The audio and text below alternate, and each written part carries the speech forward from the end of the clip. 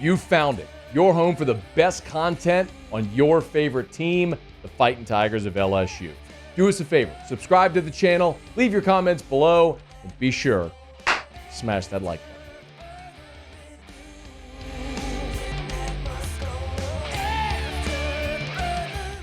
Talk to Shough Tuesdays during football season. He's good enough to hang out with us for a little bit here on this Thursday, as most everyone started fall camp now. Shough, how are you, man? I'm doing good, Matt. How are you, brother? Man, I'm doing awesome. I'm excited to watch the football. Do you get into watching preseason? You know, I'll tell you what I'd love to do if I could go watch the ball and see it. Everybody's like practices every day for training camp. I'm not. And when people say, well, it doesn't matter, it does. That fifth round pick or that backup trying to make a team. But I'll watch bits and pieces of preseason, but I'm not going to tune in unless it's my team, right? If the Raiders are playing or watching the Texans, I do watch and I follow closely. But I'll actually end up watching more of the guys who are trying to make a team than I will 7 or 8 snaps from a starter, because I wouldn't play my starters much in preseason. Yeah. I've changed on that, Matty, because I need him with the limited practices and all those things in depth. I wouldn't play him much, but I do get into it.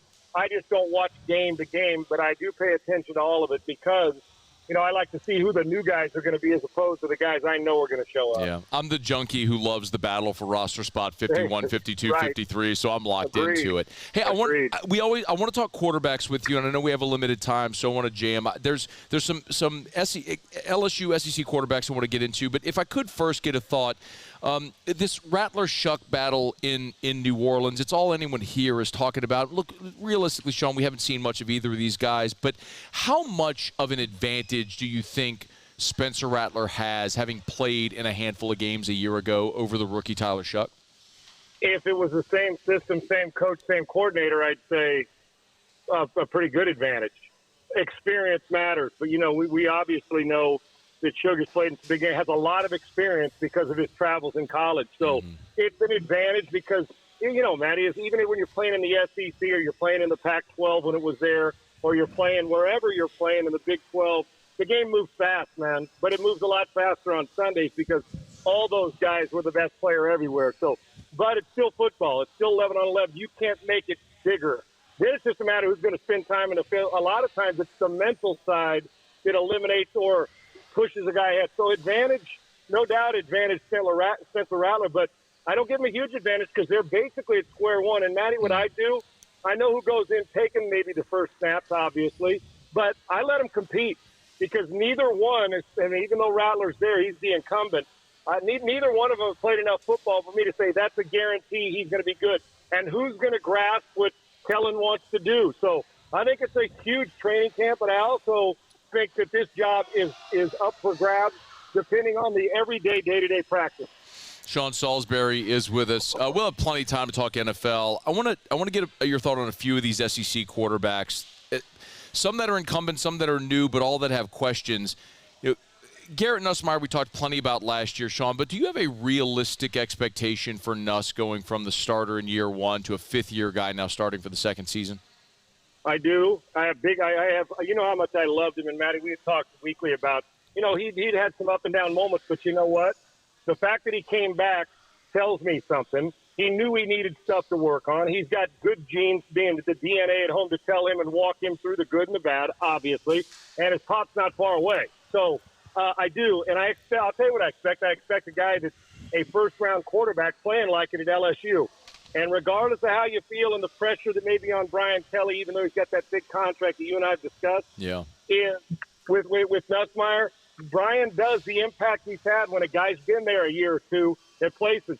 This could be it's his year 3 for Nuss, and now it's his year where he's the solid guy year 2.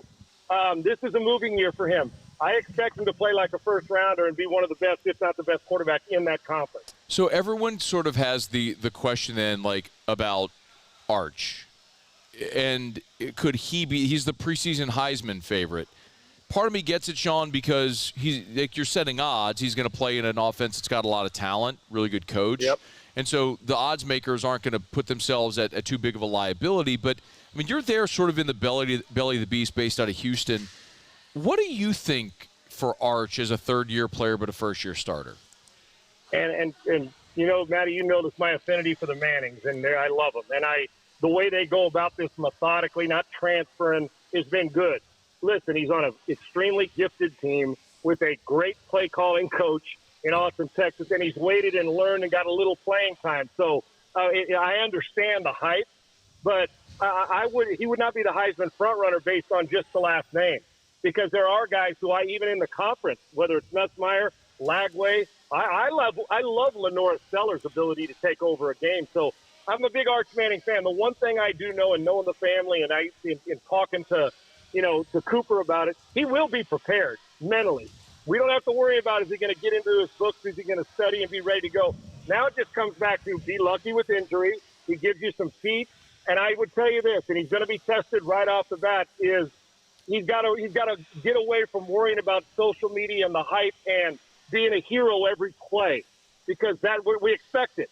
He's got to go just do the simple things that Sark's going to ask him. The rest will come with his natural ability. But, man, there's nobody that's got more pressure at the position in the country because of who he is and the expectations and where he's playing. But I expect him to play well. I would bet I would take somebody else on the Heisman Trophy. If he stays another year, then talk to me. Now, he may explode, but he's going to be tested. I just think it's a lot to ask a guy who's trying to get experience and the expectations. If he doesn't play hero ball will naturally visit. But he will be prepared to understand what defenses are trying to do, I guarantee you. Sean Salisbury's with us. You said you like LaNorris Sellers. Why? I don't just like him. I love him. Okay. And I know this is going to sound kind of cheesy and what have you, but we've talked for years. I'm into all the other stuff, the intangibles that bring that we sometimes can't put a finger on. Obviously, he's talented. He's a big, strong, dual-threat physical guy. I love the way he's coached. But there's a difference, and I saw it, and I've seen it in great athletes, and I'm not comparing him to the best of the best, but I saw it in Kobe Bryant. I saw it in Larry Bird. I saw it in Michael Jordan. I saw it in Tom Brady. I've seen it with a couple of my teammates. Junior Seau, he had it. That there's a refusal to lose. Now, they're going to lose some, but there's this feeling of, you know what, it's not a matter of I do have the will to, it's the refusal to lose, and I think he's one of those guys that, regardless of how he's playing with his feet or his arm, somehow, some way, he feels like he's going to win. And if they'd have got into the playoff, I think they'd have been dangerous, because we are so quarterback-centric in sports now.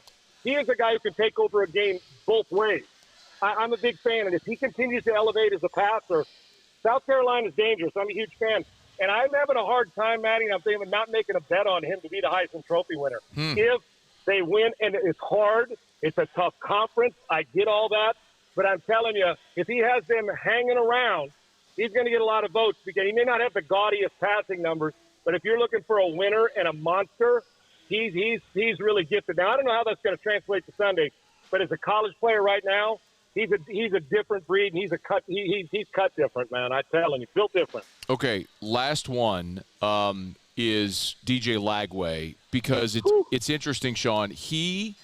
His numbers last year mirrored Michael Van Buren at Mississippi State, yet Lagway gets all the hype. Van Buren obviously transfers now. Nussmeier's backup at LSU.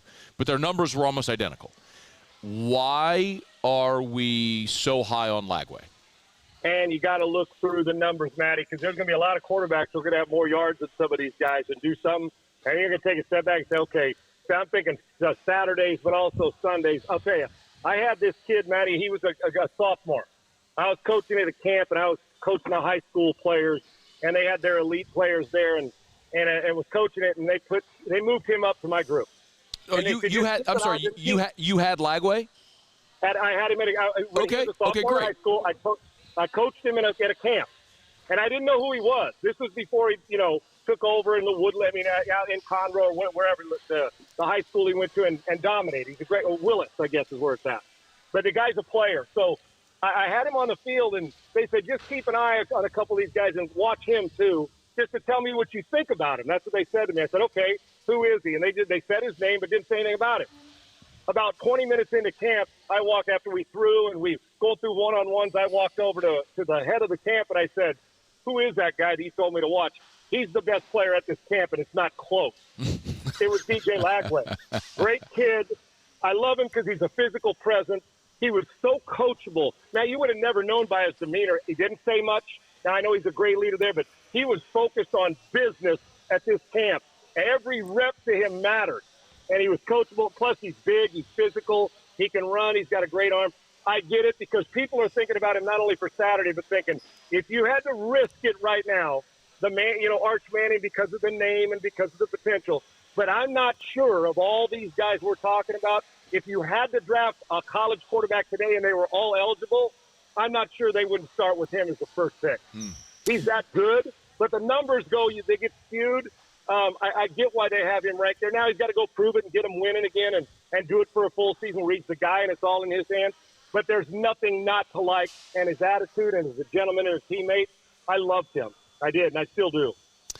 We love talking to you. Sean Salisbury's with us Tuesdays during football season. It was good enough to hang out for a couple of minutes here today, talk a little quarterback. It's always good to get a little bit of an education. Man, we appreciate it. Looking forward to chatting again this football season as it gets closer, man. I can't wait. Real quick, Matty, I look at all these quarterbacks in the SEC starting, some transfers, some that are there. Damn, it's a good list. It's going to be a blast to watch from Vanderbilt all the way to LSU. I can't wait till we get this thing started and these quarterbacks in this conference. I look forward to talking to you all year long, brother. Thank you. I think it's the deepest quarterback, the league's been a quarterback since 2013. And no question. And I'm not sure it's close since then, Matty, to be honest with you. Yeah. Sean, thanks for the time, man. We'll visit soon. Appreciate you, brother. Thank you. All right, man. That is the one and only Sean Salisbury. Hey, thanks so much for watching. Please leave your comments. I love to interact. And be sure to hit the red subscribe button below.